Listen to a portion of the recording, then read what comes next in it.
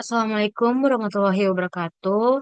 Saya Maria Taisa Saripurba dengan NIM 240301020930.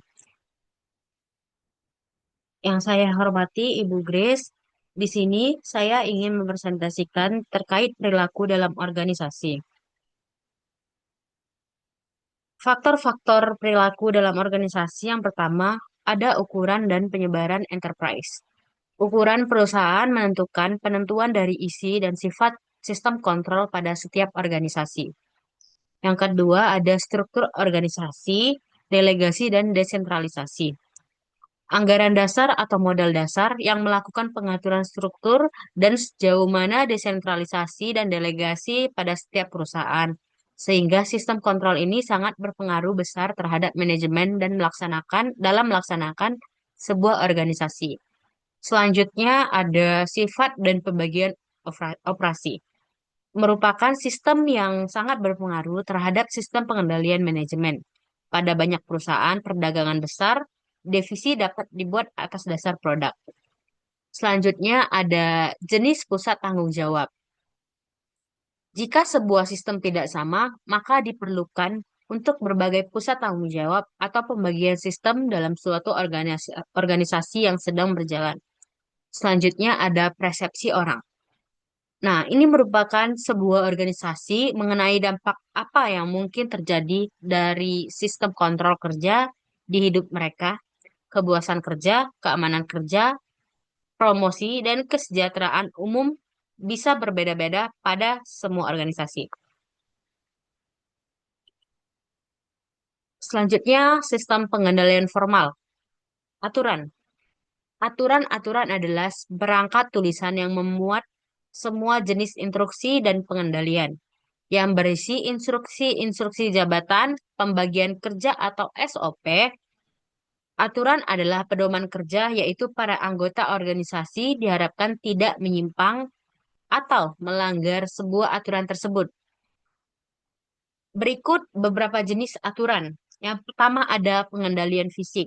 Nah, contoh dari pengendalian fisik yaitu penjaga keamanan, gudang-gudang yang terkunci, ruangan besi, password komputer, televisi pengawas, dan pengendalian fisik lainnya merupakan bagian dari struktur pengendalian. Yang kedua ada manual. Nah, ini mencakup dokumen yang berisi instruksi kerja, standar operasi, dan pedoman perilaku dalam organisasi. Selanjutnya yang ketiga ada pengamanan sistem.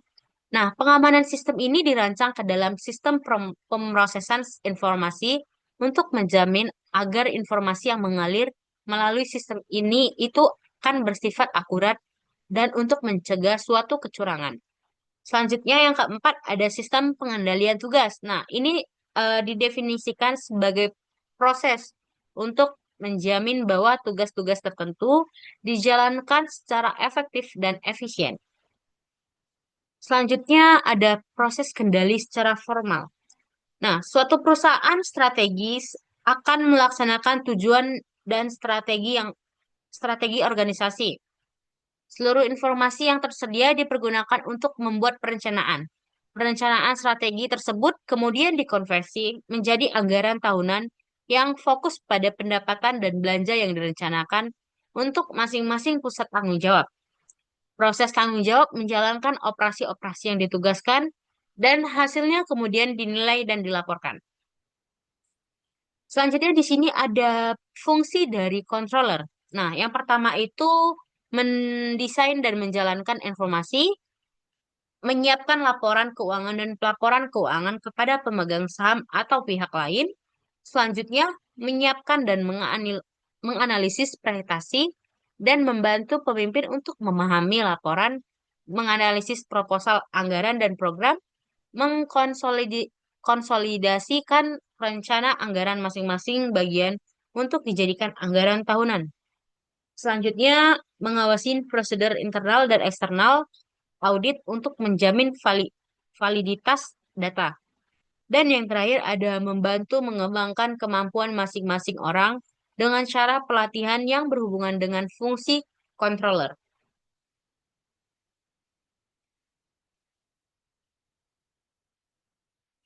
Kemudian relasi kejajaran organisasi.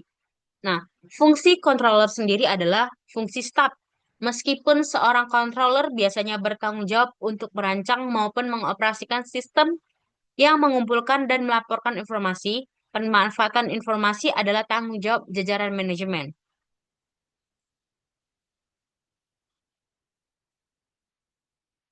Selanjutnya, ada contoh kasus di sini terkait eh, studi kasusnya saya bacakan. Pengadilan Tindak Pidana Korupsi Semarang menjatuhkan hukuman 3,5 tahun penjara terhadap Triasi Wayusari. Nah, seorang bidan yang bertugas sebagai verifikator program jaminan persalinan bidan praktik mandiri di Kabupaten Blora. Nah, Triasi terbukti menyalahgunakan kesempatan ketika menjadi verifikator program jam persal sehingga menguntungkan dirinya sendiri. Hakim juga mewajibkan terdakwa membayar untuk pengganti kerugian negara yang besarnya 695.500.000 rupiah. Nah, eh, kemudian analisis dari masalah ini yaitu hal ini menunjukkan perilaku individu dalam organisasi sangat berdampak pada organisasi tempatnya bekerja. Kenapa demikian? Karena diakibatkan oleh seorang individu yang melakukan kecurangan. Menurut saya itu suatu tindakan yang dapat mencoreng eh, nama organisasi tersebut gitu. Nah, jadi Triasi ini itu sosok yang mementingkan kepentingan individu. eh, Dia tidak memanfaatkan kepercayaan yang telah diberikan kepadanya dan dia menyalahgunakan itu.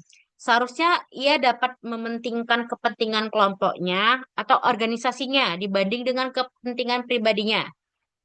Nah, hal ini diketahui Triasi mengambil sebagian dana Dinas Kesehatan Kabupaten Blora untuk program Jam Persal pada tahun 2013 lalu. Nah, dari sisi organisasi sendiri perlu diadakan pengawasan, evaluasi berkala, dan bimbingan agar tidak terjadi kecurangan dan adanya sanksi yang tegas terhadap seseorang yang melakukan kecurangan tersebut. Nah, karena perilaku individu yang baik akan membawa organisasi yang baik dan sesuai dengan tujuan. Baik, terima kasih sebelumnya. eh, Demikian presentasi yang saya sampaikan. Jika ada kesalahan kata dan tutur kata, mohon dimaafkan. Saya akhiri. Wassalamualaikum warahmatullahi wabarakatuh.